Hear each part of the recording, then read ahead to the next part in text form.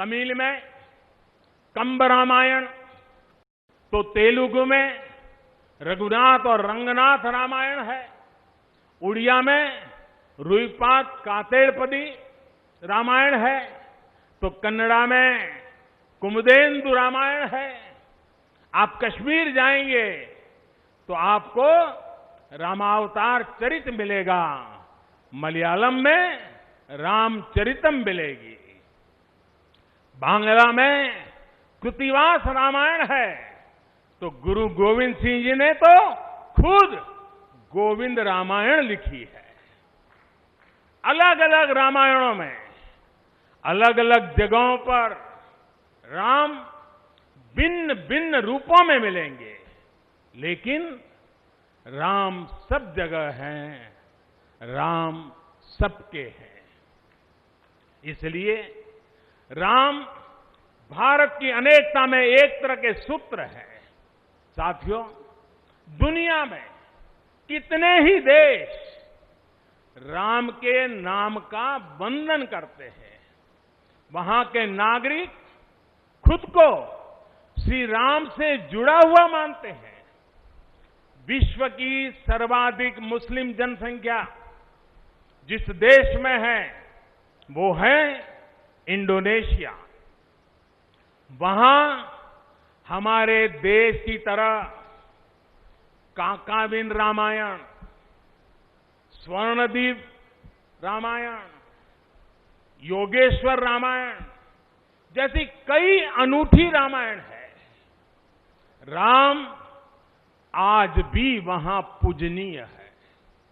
Cambodia में रमकेर रामायण है, लाओ में फ्रालाब रामायण है, मलेशिया में हिकायत शेरी राम, तो थाईलैंड में रामाकेन है।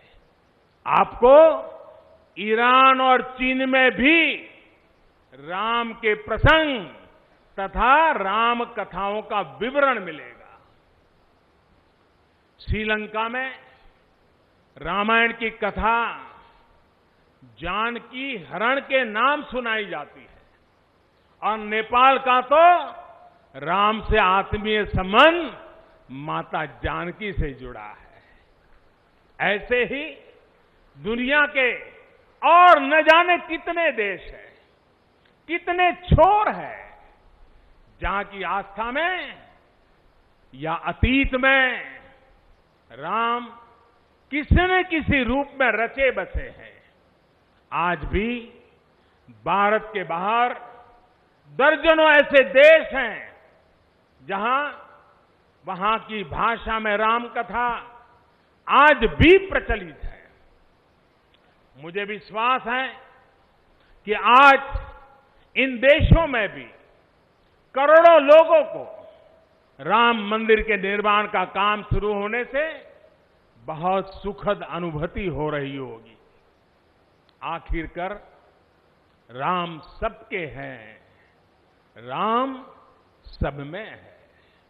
साथियों, मुझे विश्वास है कि श्री राम के नाम की तरह ही अयोध्या में बनने वाला भव्य राम मंदिर भारतीय संस्कृति की समृद्ध विरासत का द्योतक होगा। मुझे विश्वास है कि यहां निर्मित होने वाला राम मंदिर अनंत काल तक पूरी मानवता को प्रेरणा देगा। इसलिए हमें ये भी सुनिश्चित करना है कि भगवान श्री राम का संदेश, राम मंदिर का संदेश, हमारी हजारों सालों की परंपरा का संदेश कैसे पूरे विश्व तक निरंतर पहुंचे, कैसे हमारे ज्ञान, हमारी जीवन दृष्टि से विश्व परिचित हो। ये हमारी वर्तमान और हमारी भावी पीढ़ियों की विशेष जिम्मेदारी है। इसी को समझते हुए आज देश में भगवान राम के चरण जहां जहां पड़े वहां राम सर्किट का निर्माण किया जा रहा है। अयोध्या तो भगवान राम की अपनी नगरी है। अयोध्या की महिमा तो खुद प्रभु श्री राम ने कही है। जन्मभूमि मम पुरी सुहावनी। यहां राम कह रहे हैं, मेरी जन्मभूमि अयोध्या अलौकिक शोभा की नगरी है। मुझे खुशी की आज प्रभु राम की जन्मभूमि की भव्यता, दिव्यता बढ़ाने के लिए कई ऐतिहासिक काम हो रहे हैं। साथियों, हमारे यहां शास्त्रों में कहा गया है, न राम सदस्यो राजा पृथ्व्याम नीतिवान अभूत। यानी कि पूरी पृथ्वी पर श्री राम के जैसा नीतिवान शासक कभी हुआ ही नहीं। श्री राम की शिक्षा है, नहीं दरिद्र को दुखी न दीना। कोई भी दुखी न हो, गरीब न हो। श्री राम का सामाजिक संदेश है, पहुष्ट नर नारी कह समाज उत्सव शोभित। नर नारी सभी समान रूप से सुखी हो, भेदभाव नहीं। श्री राम का निर्देश है, कच्चित ते दयती है सर्वे है कृषि गोरक्ष जीविना। किसान, पशुपालक सभी हमेशा खुश रहे। श्री राम का आदेश है, कश्चित वृद्धांच बालांच वैद्यान मुखान राघव त्रिभिहि ऐते बुभूषसे। बुजुर्गों की, बच्चों की, चिकित्सकों की सदैव रक्षा होनी चाहिए। ये कोरोना ने हमको बराबर सिखा दिया है। श्री राम का आह्वान है, जो सभित आवास सरनाई रखी हूं ताही प्राण की नाई। जो शरण में आए उसकी रक्षा करना सभी का कर्तव्य है। श्री राम जी का ही ये संदेश है। श्री राम जी का भी कमिटमेंट है, जननी जन्मभूमिश्च स्वर्गादपि गरीयसी। अपनी मातृभूमि स्वर्ग से भी बढ़कर होती है। और भाइयों बहनों, ये भी श्री राम की नीति है। और वो क्या है? भय बिनु होई न प्रीति। इसलिए हमारा देश जितना ताकतवर होगा, उतनी ही प्रीति और शांति भी बनी रहेगी। राम की यही नीति, राम की यही रीति सदियों से भारत का मार्गदर्शन करती रही है। राष्ट्रपिता महात्मा गांधी ने इन्हीं सूत्रों, इन्हीं मंत्रों के आलोक में राम राज्य का सपना देखा था। राम का जीवन, उनका चरित्र ही गांधी जी के राम राज्य का रास्ता है। साथियों, स्वयं प्रभु श्री राम ने कहा है, देश काल अवसर अनुआहारी, बोले वचन विनित विचारी। अर्थात राम समय, स्थान और परिस्थितियों के हिसाब से बोलते हैं, सोचते हैं, करते भी हैं। राम हमें समय के साथ बढ़ना सिखाते हैं, समय के साथ चलना सिखाते हैं।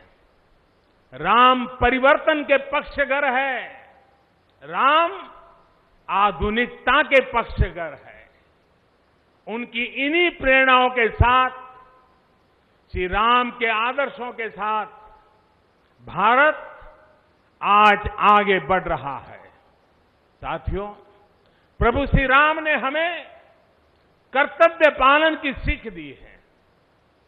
अपने कर्तव्यों को कैसे निभाएं, इसकी सीख दी है। उन्होंने हमें विरोध से निकलकर बोध और शोध का मार्ग दिखाया है।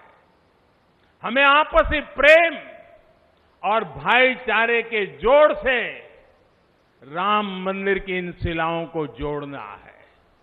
हमें ध्यान रखना है, जब जब मानवता ने राम को माना है, विकास हुआ है। जब जब हम भटके हैं, विनाश के रास्ते खुले हैं। हमें सभी की भावनाओं का ध्यान रखना है। हमें सबके साथ से, सबके विश्वास से सबका विकास करना है। अपने परिश्रम, अपनी संकल्प शक्ति से एक आत्मविश्वासी और आत्मनिर्भर भारत का निर्माण करना है। साथियों, तमिल रामायण में श्री राम कहते हैं, कालम तान इंड इनुम इरितु पोलाम।